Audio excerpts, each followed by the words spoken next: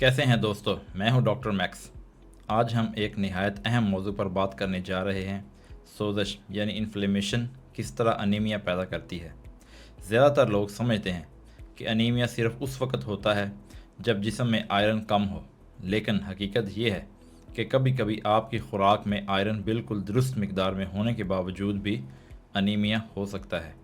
तो आइए समझते हैं सोजश यानी इन्फ्लेमेशन किस तरह अनीमिया पैदा करती है।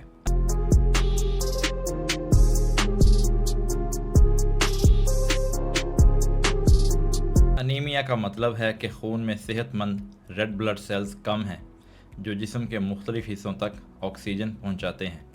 जब जिस्म को ऑक्सीजन पूरी मिकदार में नहीं मिलती तो इंसान कमज़ोरी, थकन और सांस फूलने जैसी शिकायत करता है।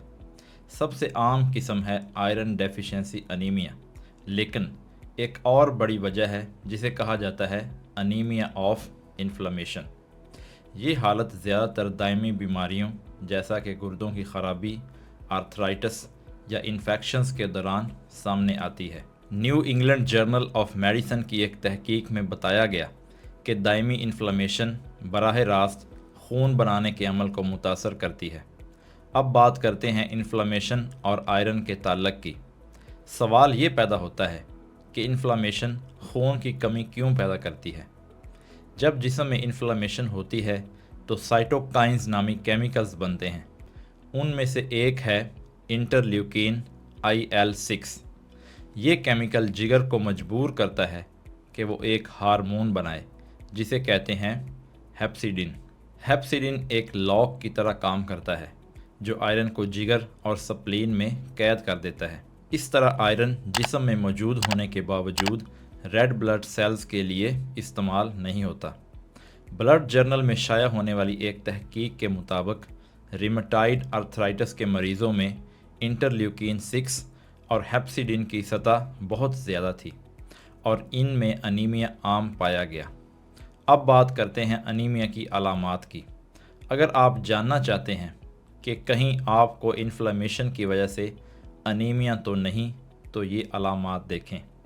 मुसलसल थकन और कमज़ोरी, चलने या सीढ़ियाँ चढ़ने पर सांस का फूलना, जिल्द का पीला या जर्द होना, बार बार चक्कर आना और इसी तरह हाथ पांव ठंडे रहना। जर्नल ऑफ इंटरनल मेडिसिन की एक तहकीक में बताया गया कि क्रोन्स डिजीज़ और ल्यूपस के मरीज़ों में यही अनीमिया सिम्टम्स देखे गए, चाहे इनकी खुराक में आयरन मौजूद था। इन्फ्लेमेशन 3 तरीक़ों से अनीमिया पैदा करती है। सबसे पहला तरीका आयरन दस्तयाब ना होना। इसमें हेप्सिडिन आयरन को ज़ख़ीरा में बंद कर देता है। दूसरा तरीका है बोन मैरो सेपरेशन। इसमें साइटोकाइंस खून बनाने के अमल को सुस्त कर देते हैं। लांसेट हेमाटोलॉजी जर्नल ने ये हकीकत वाज़ेह की। तीसरा तरीका है रेड ब्लड सेल्स की उम्र कम होना। आम तौर पर रेड ब्लड सेल्स 120 दिन ज़िंदा रहते हैं, मगर इन्फ्लेमेशन की वजह से ये जल्द टूटने लगते हैं। जर्मनी के एक हस्पताल में क्लिनिकल नेफ्रोलॉजी में शाया होने वाली तहकीक की गई जिसमें 300 गुर्दों की बीमारियों के मरीज़ शामिल थे। इनकी खुराक में आयरन काफ़ी था, लेकिन फिर भी 40% मरीज़ों में अनीमिया पाया गया। लैब टेस्ट से पता चला कि इनमें हेप्सिडिन और सीरी एक्टिव प्रोटीन बहुत ज़्यादा थे। जब डॉक्टरों ने इन्फ्लेमेशन को कम करने के लिए इलाज शुरू किया तो अनीमिया बेहतर होना शुरू हुआ, वो भी बग़ैर आयरन सप्लीमेंट्स दिए। अब बात करते हैं आयरन डेफिशिएंसी सिम्टम्स बमुकाबला इन्फ्लेमेशन अनीमिया की। आयरन डेफिशिएंसी अनीमिया में अक्सर ये सिम्टम्स होते हैं: बर्फ़ या मट्टी जैसी चीज़ें खाने की ख्वाहिश, इसको पाइका भी कहा जाता है, नाखून टूटना या बाल गिरना।